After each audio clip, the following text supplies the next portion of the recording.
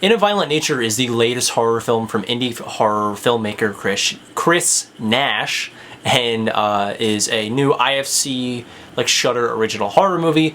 I first originally heard of this movie from a couple trailers I think during Dune 2, and I was immediately intrigued by this film. It seemed like such a fresh and unique take on the slasher genre, something that's been needing a shot in the arm for the better part of like 15 years now.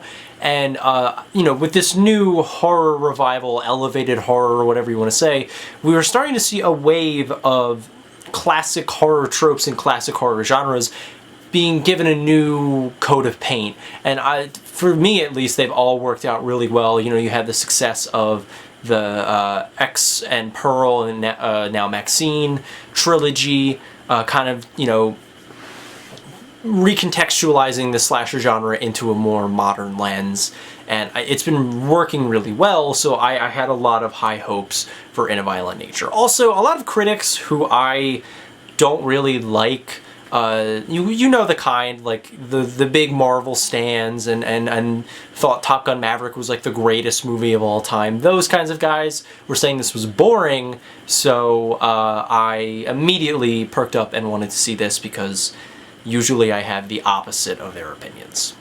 And thankfully, I was right. This movie is a very unique and fresh take on a very simplistic slasher view. Like, this is the slasher genre broken down to its very essence, and it's done in a way that is not something I've ever seen before, not something probably anybody has seen before, and while yes, it does take its time, it's very slow, it is testing your patience at points.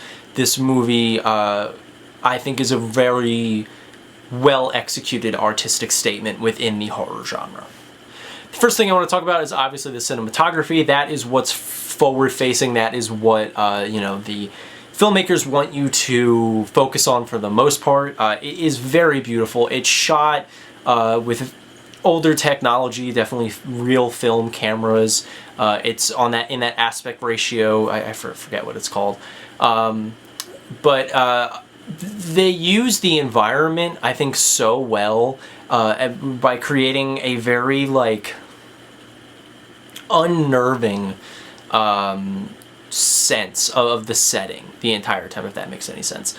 They purposely like use a lot of wide shots and shots that are not out of focus, but not directly where the action is.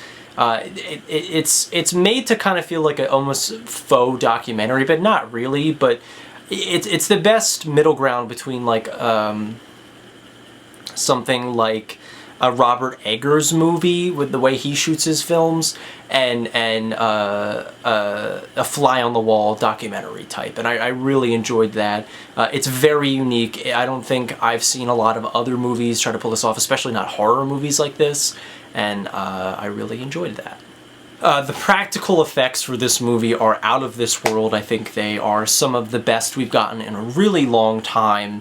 Some of the kills in this movie are absolutely brutal, and it's not in a way that's like, ew, that's disgustingly gory, because it is, but it's such in a creative way, and in a way that you know, caters towards horror fans, like, you know, people who have, I don't know, watched every horror movie under the sun. I feel like those kinds of people are going to appreciate In a Violent Nature more than like your general audiences. Because this is basically just a Friday the 13th movie with all of any semblance of a story, any semblance of a overarching theme stripped away, and we're following obviously the perspective of the killer, and just that. And it's such a unique experiment. It's such a fun movie to follow, at least for me. There's not like too much else to talk about outside of these elements, because, you know, there is nothing else in the movie. It's a lot of tracking shots of our main character walking to his victims. It's some of the most brutal kills you'll ever see. There's some human characters that are whatever, I guess. But again, it's purposefully boiling down the slasher genre and bringing it back to its very bottom roots, and I think that it's the kind of genre that needed something like that. Again, it's a bit slow. It's not much else outside of that. You know, there's really nothing to chew on, really. There's no deeper meaning or anything like that. So, you know, it's not probably going to be one of the most lasting movies of the year, but it's certainly something that I was really intrigued by and enjoyed going along for the ride, if that makes any sense. So I'm going to give In a Violent Nature an A-. Yeah, this is definitely one of the better horror movies to come out this year. Horror movies are knocking it out of the park. It feels like this is their year, finally, after a very weak 2023 and a kind of non-existent 2022. So that is it for my review of In a Violent Nature.